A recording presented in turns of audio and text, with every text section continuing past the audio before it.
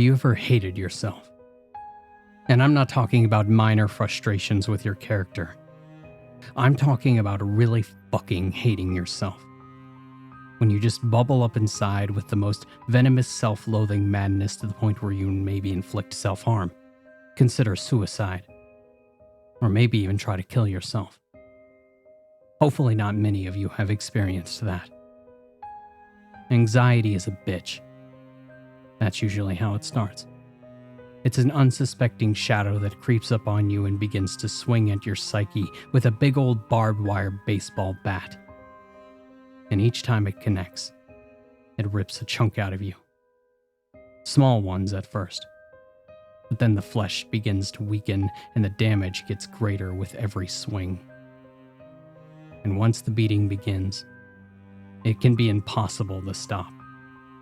Soon, you're curled up on your bed, on the floor, or in the bathroom, weeping your eyes out and hating yourself. Really hating yourself. Or at least, that's usually how I end up. Why do I have to be like this? Why do I have to think the things that I do? Why can't I control my own thoughts? Why am I constantly drawn to the negative? Why can't I be stronger? Why am I such a fucking weakling? Like I said, the anxiety inevitably turns to self-loathing, and then the really bad shit starts coming. The hatred. The desire to feel something, anything beyond the crippling despair. And suddenly you're looking in the mirror with a razor blade in your hand, eyes ablaze with desperation. I don't think that I've ever actually tried to kill myself. But I've come close. The thoughts are there, and they are beautiful in that moment. And that's what makes them so dangerous. When you're sunk to the bottom, surrounded by the acid of your own poisonous thoughts. Death has an appeal that cannot be understood by someone on the outside. I've undergone these tortures, and I'm deeply ashamed of them. I don't wear my weakness proudly, like some do. I don't tote my imperfections so that others may sympathize. Please don't sympathize. Don't feel empathy for me. That'll only make things worse. I'm pathetic. Scoff if you want. But don't empathize with me. I'd rather you damn me for being an emotional wreck. I can take it. I get it. Not everyone is like this. It's often viewed as immature, attention-seeking, or just plain weak. And maybe it is. Who knows? Who knows why we are the way that we are? So who gives a fuck, right? Boo-hoo, poor me. What's this got to do with anything, right? Well, unfortunately, this has to do with everything. And the body of Black and Gold.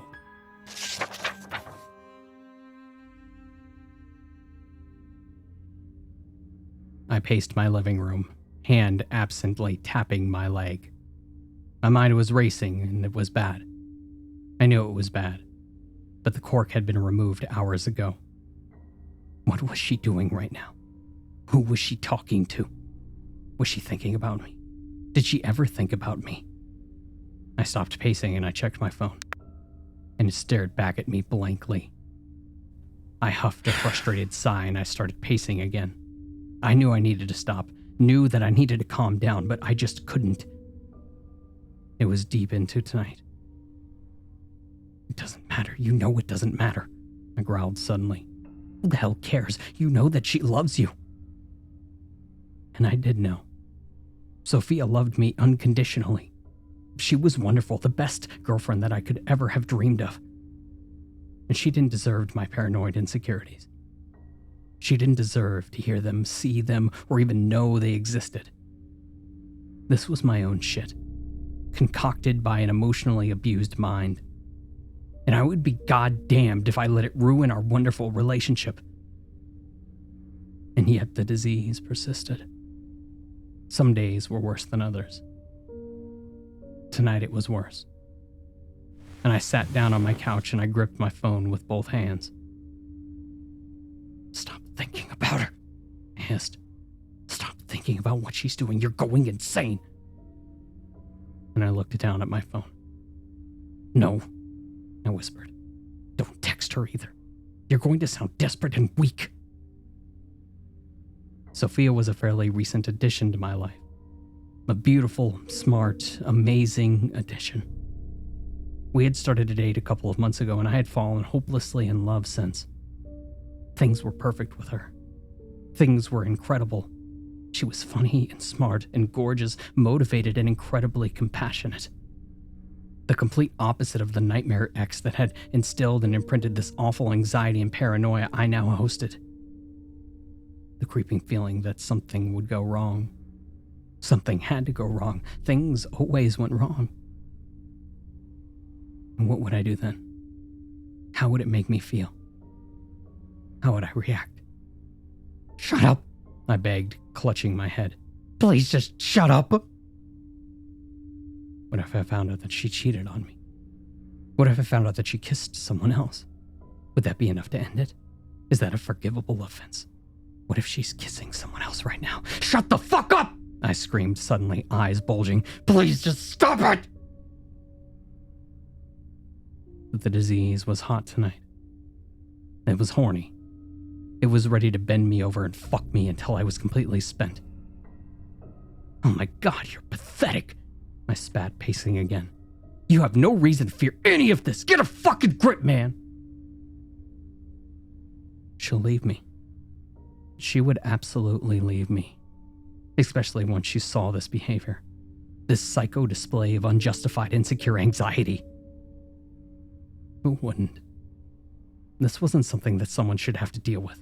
Especially when it was completely unwarranted. And that's what made it all the more frustrating. Because she was incredible. So why was my mind torturing me with this bullshit?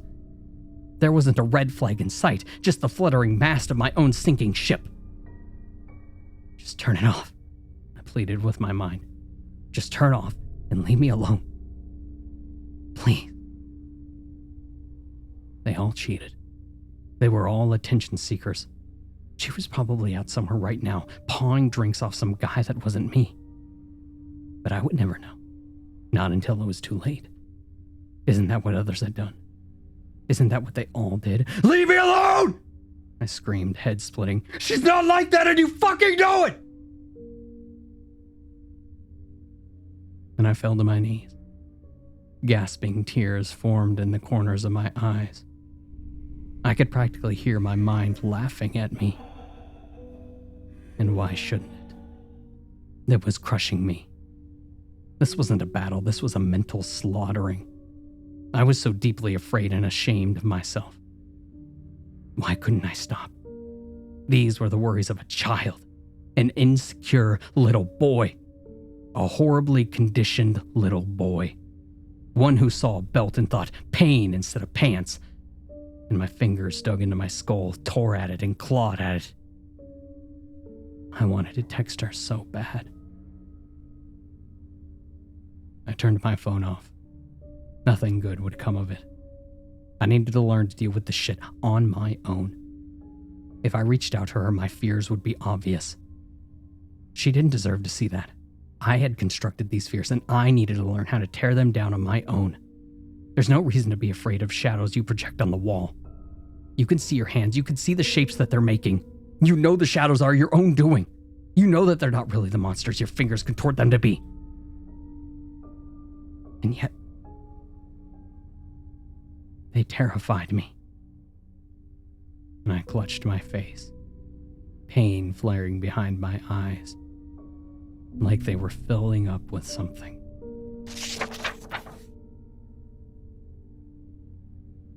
Peace swirled through me like a fuzzy mist. I had seen her earlier today. Sophia. She always calmed me, consumed me, filled me with confidence. She pushed away the tears and I knew that she wouldn't be back for a couple days. She had the power to do that. And I prayed that one day, mercifully, she'd have the power to destroy that part of me. I knew that was on me, though.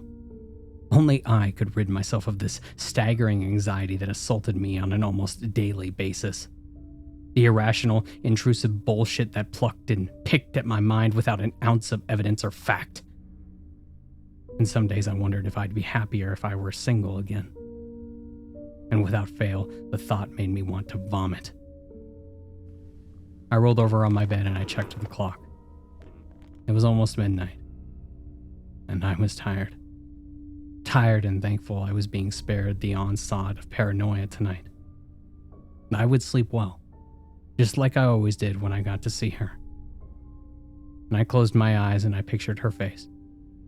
Her beautiful, perfect face. The way that she smiled. The way that she smiled at me. There was such a care and kindness in the way that she did that. That special smile reserved just for me. How could I fear against something so pure and so true? Because you're a lunatic, I muttered, feeling sleep approach. And you have bags and bags of shit clogging your stupid mind. Just the thought of all that, all the trauma that I had gone through in my life made me wince. And my face burned, and I felt pressure behind my eyes, like they were filling up with something.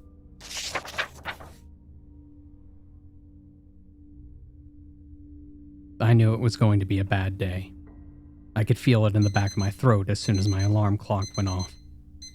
I sat up in bed, rubbed my eyes, and already felt a weight in my chest. My mind buzzed, like it had been preparing for my awakening with great anticipation. I tried to block everything out, if only for a moment, if only so that I could scrub my surroundings into focus. Did Sophia even like me? Maybe she was just using me to get over something. Maybe when I wasn't around, she had a completely separate life. One that I wasn't even part of or even aware of. Maybe she laughed at me with her friends. The fragile, emotionally unsettled loser. Oh my God, please don't start, I begged weakly. Don't start with this shit already. It was my day off. I wouldn't even have a distraction today. I looked over at my alarm clock. Why had I set the stupid thing? Habit? I wanted to go back to sleep, but the furnace of thought was already roaring. And I slumped back down onto my pillow, and I closed my eyes. Why was this starting already? Why did I wake up like this? You're pathetic.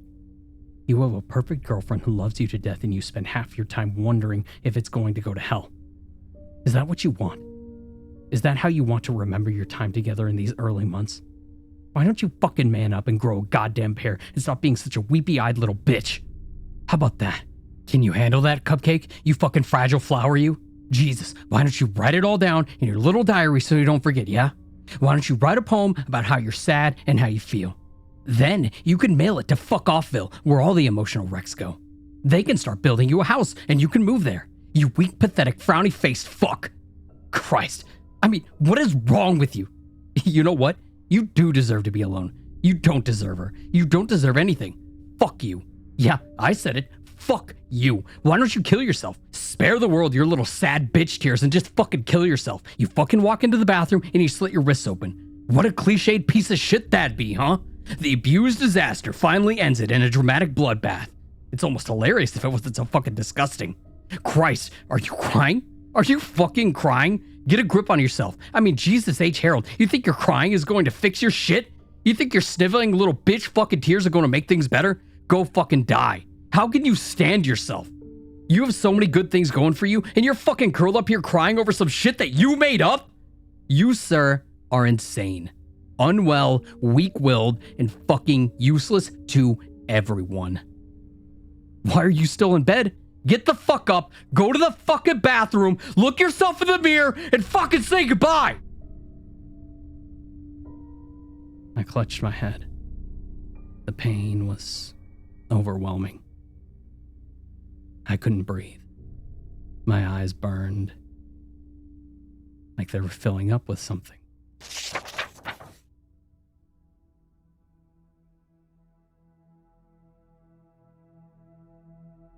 Sophia was on a business trip. She was gone for 3 days and I was dying. I sat in my car, face in my hands, and I tried to steady myself. Work was over for the day. It was just me now. Me in my empty, quiet apartment, alone with my thoughts. My cancerous thoughts. As usual, my mind was racing. It pummeled me from all sides with every possible scenario. Every awful, terrible fear that I had. I knew it was self-made. I knew it was all in my head. I knew it was just all my cruel imagination.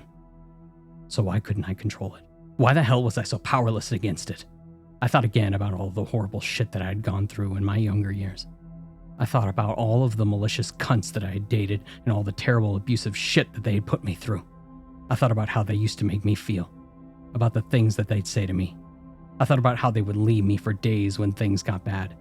How they'd come back in someone else's clothes. And about how they'd lie to my face and expect me to just eat their shit. Oh, and I did. Christ, did I ever. I thought about how they'd throw things at me, scream, hit me, spit at me, laugh at me. Curled my fists at the thought.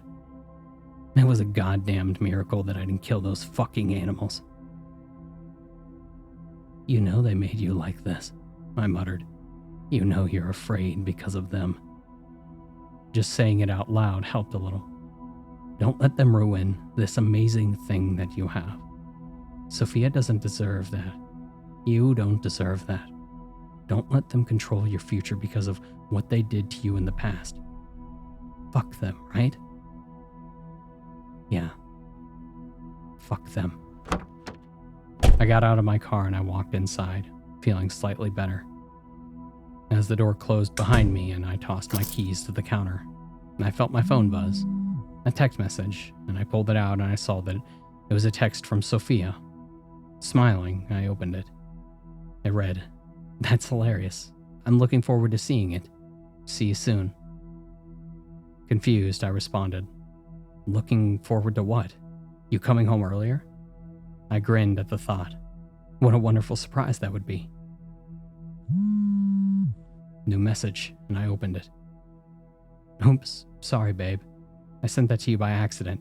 Love you." And I stared at the screen, feeling my heart sink into my stomach. Who was this? Who had this been intended for? Who was she meeting up with? And claws closed over my mind. No. Stop it, I said quietly. Don't start. It's probably just a work friend and they're getting a drink together or something, no harm. It might not even be a guy, and even if it is, who cares? People do that all the time, right? Nothing weird or suspicious about that. I trust her. But did I trust the person that she was meeting? Sophia was an extremely attractive woman. Men were drawn to her without fail. Not only was she beautiful, but she was fun and smart and loved to talk to people. What if this guy started pumping drinks to her? What if she started drunkenly flirting with him? A hand here, a look there, a whisper, a chuckle, a kiss on the cheek. Stop it! I screamed, roared, throwing my phone across the room. I don't want to be like this, so please just fucking stop it! God damn it! Please! My head ached. My vision spun, and there was an awful pressure behind my eyes. Like they were filling up with something. She's probably going to flirt with him. Why not? You're not there to see it. What's the harm in a little flirting? It doesn't have to mean anything. Until it does, until she's leaving you for him. Isn't that what they all do? Every man, woman, and piece of shit that infects this world. They're all just a bunch of slimy, disgusting, slithering monsters. A conglomeration of selfish, blood-sucking vampires that are out to drain anyone who gets near to them. They bring you in, hug you close, and then they sink their teeth into you. But you won't know it until you're almost dead, until your blood is almost gone, until you see their fangs and you know it's too late. That's not what I think! I howled. Stop thinking that! I don't want this! Just go away! Fuck you, you pathetic pussy. You can't handle your own thoughts. Fuck off! I screamed, and I suddenly slammed my face into the wall, hard, bringing tears. It was just enough to falter the flow of the poison, if only for a moment. But it came back. It always came back. Why can't you be like everyone else? Why can't you think rationally like everyone else? Why can't you just be happy? Why do you overthink fucking everything? Why can't you get over your own bullshit? The fuck is wrong with you? Shut up! And I slammed my face into the wall once more. And I tasted blood on my tongue as my nose bounced off the hard surface. The shocking pain brought tears, and I felt them overflow and spill down onto my cheeks. And that was all it took. And I slumped down onto the floor and I covered my face with my hands. I cried, shoulders shaking, defeated, broken, empty, and alone. I was so deeply ashamed of myself that I wanted to die. I just wanted to fucking die and empty myself of this vicious hell. It didn't deserve anyone. I didn't deserve happiness. How can anyone be expected to put up with this circus of madness? This insecure, wrecked, sniveling pile of flesh? Cries crawled from my throat and I curled up onto the floor, unable to stop. It was all so meaningless. I would never get any better. This would never end.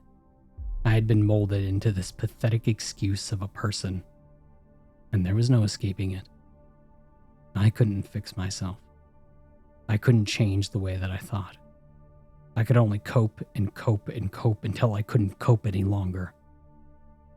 There was an end to this road, and that end was dark and full of death. Fuck this, I wept, crawling to my knees. I wiped my eyes miserably and I staggered into the bathroom. My whimpers echoed off the tile and filled my head, a reminder of what a weak, hopeless human being I was. I reached for the medicine cabinet and I retrieved my razor. I ripped the plastic head off and I held up the slim blade. I stared at it. And then I stared past it, into the mirror, into my own eyes. And horror ripped through me like a bullet. What? What the fuck? I sputtered, leaning towards the mirror. The whites of my eyes had gone completely black. My irises glowed gold. Specks of the same gold slithered through the midnight scleras. What is happening to me? I croaked, pulling my eyelid up to examine the terrifying transformation. I rolled my eyes into their sockets to examine the change. Black and gold.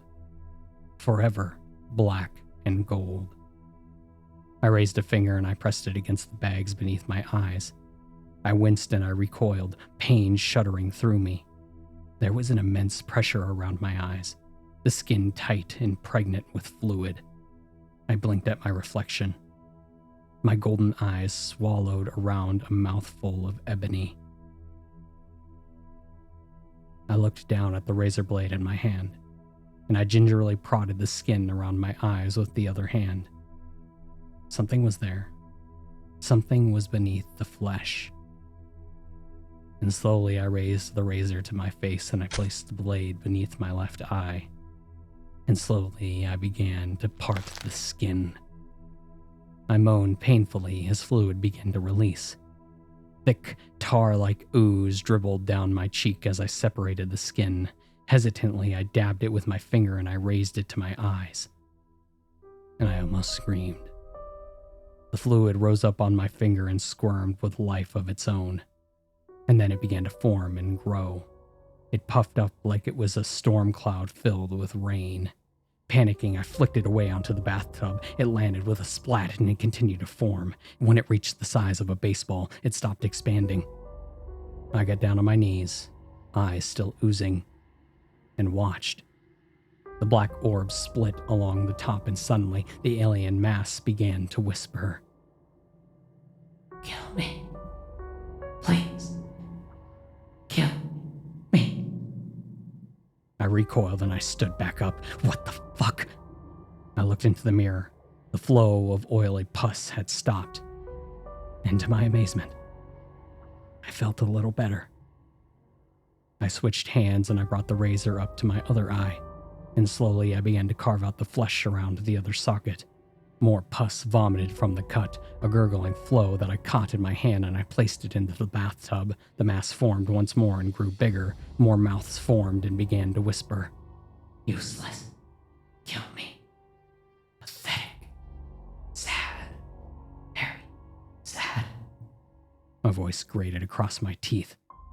Are you the one that's been torturing me? No good. Alone. Isolated. Sabotage. Shut up, I cried. Just shut the hell up. Kill. End. Finish. Useless. Shut up! I screamed, and I sliced the razor across the mass of foaming substance, and it shuddered. A whimper escaped the many mouths. And that's when the idea bloomed in my exhausted mind, and I spun back to the mirror. Breathing heavily, I began to carve up my face. Ooze poured from a dozen different lacerations, and I collected it all. I gathered it off of my face, and I flung it into the bathtub, conjoined with the rest. And when I thought I had enough, I tossed the razor aside. The ruined flesh on my face burned fiercely, but I paid no mind to it. I chanced a single glance back into the mirror, and my glowing golden eyes stared back, but they weren't as bright as they used to be. And I got to my knees, and I plunged my hand into the goo. And then I began to shape it. First the legs, and then the arms, and the head. The shit was like putty, and when I finished, I stepped away. I watched the wriggling body, a golden flaked mass of pitch black darkness. It flopped and it called out to me, 100 odd mouths whispering poison and loathing. I cast my hatred down upon it.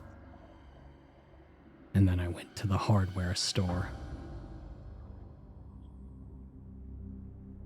I don't know how many hours had passed.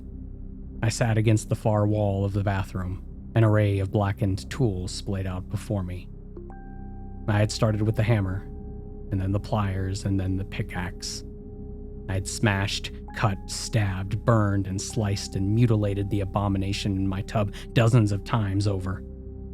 And each time it died, I had revived the razor and emptied myself of the poison, and each time I had remolded the figure.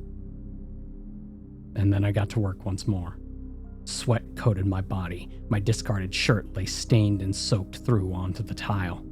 My hair clung wetly to my forehead. I gasped down air. My muscles burned from the torture. Oh, how it had screamed.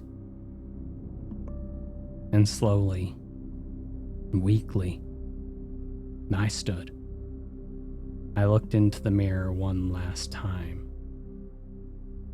I barely recognized myself beneath the mutilation. But my eyes were my own. Once again.